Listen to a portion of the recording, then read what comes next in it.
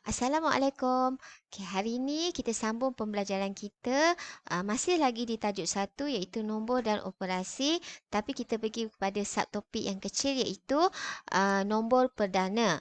Okay, jadi kamu perlu mengetahui apa yang dimaksudkan dengan nombor perdana dengan melihat kepada sifat ataupun ciri-cirinya.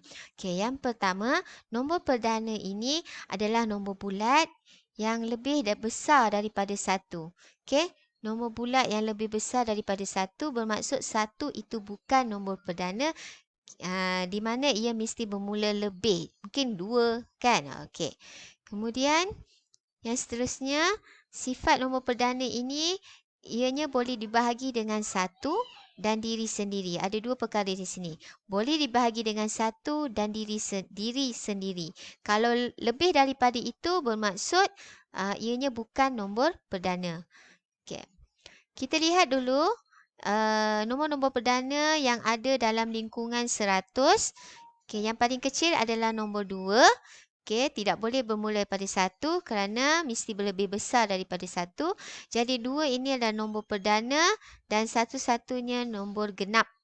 Okey, nombor perdana yang jenisnya genap.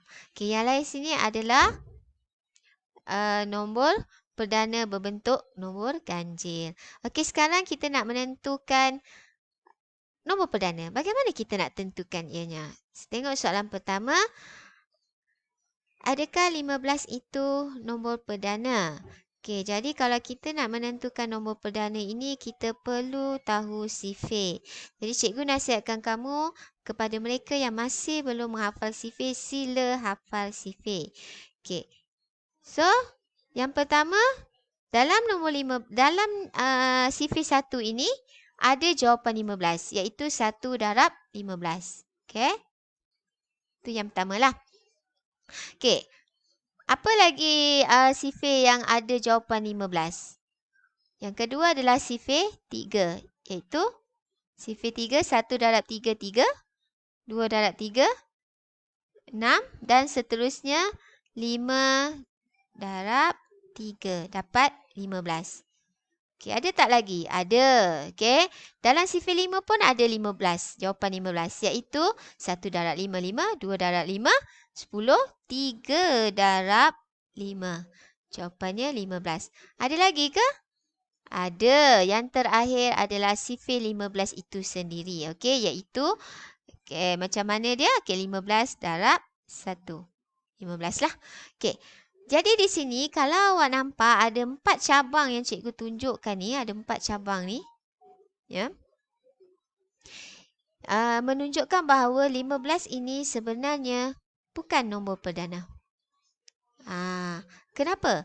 Kerana yang pertama, sifat yang pertama mesti lebih daripada 1. Betul dah? Memang betul. 15 lebih daripada 1. Yang kedua, bila kita sebut sifat kedua tu, 15 itu, nombor perdana itu, dia mesti boleh dibahagikan dengan 1 ataupun dan dirinya sendiri ataupun ataupun dengan diri dia sendiri. Okey. So dia maksudkan dengan 1 tu maksudnya dalam sifir 1 ada jawapan 15. 15 bahagi 1 15. Dalam sifir 15 dan bahagi dengan dirinya sendiri pun okey, 15 bahagi 15 dapat jawapan 1. Okey, itu yang saya nak awak faham ya. Okey, yang dimaksudkan boleh dibahagikan dengan 1 maksudnya 15 bahagi 1 jawapan 15. Okey, dia boleh bahagi dengan 1. Yang kedua, bahagi dengan diri dia sendiri. Ini katanya bahagi dengan diri sendiri. 15 bagi 15 jawapannya 1. So, antara dua ni adalah merujuk kepada nombor perdana. Tetapi, lah lebih dah. Kalau awak nampak 15 ni boleh bahagi 3. 15 ni boleh bahagi 5. Awak nampak tak ni? 15 bagi 3. 15 boleh bagi 5. Okey. Bermaksud dia bukannya bahagi dengan dirinya sendiri sahaja ataupun bagi dengan 1. Dia boleh bahagi lebih daripada itu. Iaitu 15 boleh pula bahagi dengan 3. Jawapannya 5. 15 juga boleh bahagi dengan 5. Jawapannya 3. Jadi dua perkara yang tambahan ini merujuk bahawa itu bukan nombor perdana. Nombor perdana hanya boleh melibatkan dibahagikan dengan 1 dan diri sendiri. Okey. So kalau lebih, kalau awak tengok ni 15 dia jawapan dalam sifir 1, 15 dia dalam sifir 3, 15 dia dalam sifir 5, 15 dia dalam sifir 15. Lebih daripada yang saya sebutkan iaitu diri sendiri dan juga 1. Okey, maka ia bukan nombor perdana. Okey, tengok nombor 23. Dalam nombor 23, sifir apa yang ada jawapan 23? Sifir 1 lah. Ini tak boleh lari. Iaitu 1 darab 23. Okey. Sifir apa lagi ada jawapan 23? Kalau kita fikirkan sifir 2. Okey, sifir 2 ada ke jawapan 23? Okey.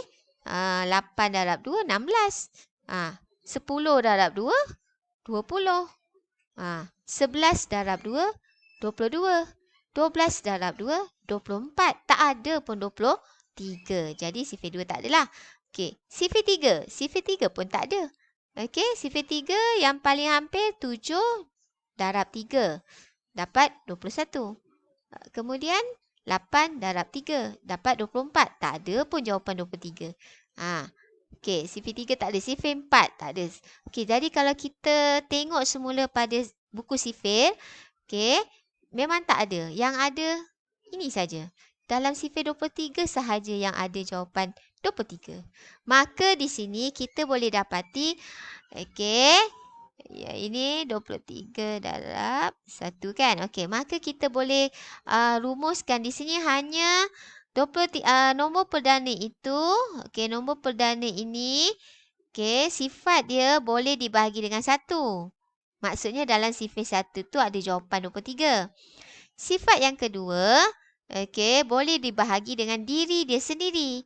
Maksudnya dalam sifir 23 tu ada jawapan 23. Jadi bila cikgu tulis 23 bahagi 1, ni sifat nombor perdana 23 bahagi 1, akan dapat balik jawapan dia. Diri dia sendiri dia dapat ni, nampak ni 23.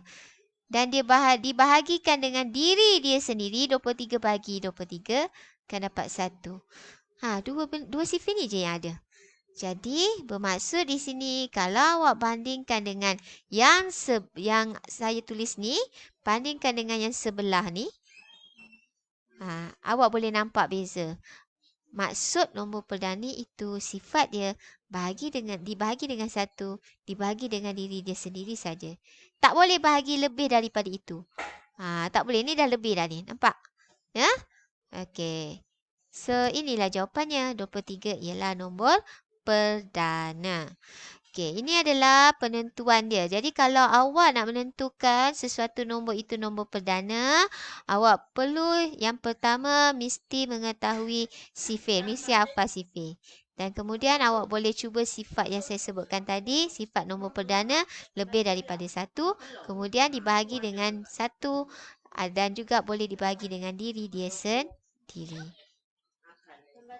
Okey, sekian saja sampai di sini pembelajaran kita. Cikgu harap awak boleh menerima dan mengulang kaji semula rakaman ini sekiranya masih tidak faham. Sekian, Assalamualaikum.